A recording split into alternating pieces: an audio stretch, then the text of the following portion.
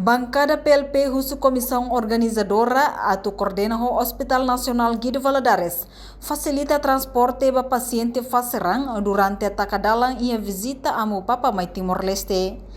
Deputado Helder Freitas susi bancada PLP hato o sugestão idere tamba durante amu Papa ia Timor-Leste ia loron sia to loron sanulu racing ida bulan Setembro tinang dalam protokolo sira hanesang husita tolu Kumoro, Praia dos Coqueiros, Motayel. Palácio do Governo inclui dalam centro convenção dili, seitaka ba público. Também hanesang representante povo e uma fukum Parlamento Nacional.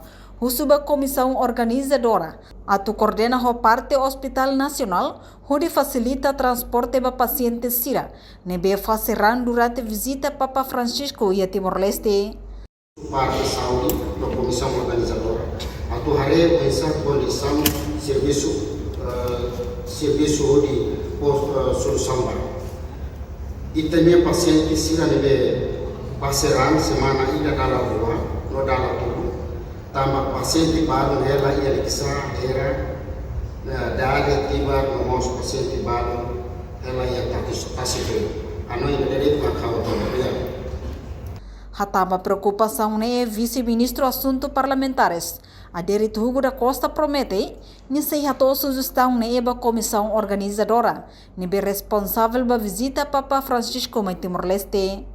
O insamak bele coordena ho parte Hospital Nacional, onde for solução ba questão não ela bele dificulta ba paciente faceran sira. Reportagem Melda Fátima, Televisão Timor-Post. Janela informação ba emogoto. Atua tem informação atual dia Clio. Kita haluha, hanehang botão subscribe, like, halo comentário no faixa tutang ba media sosial hotu.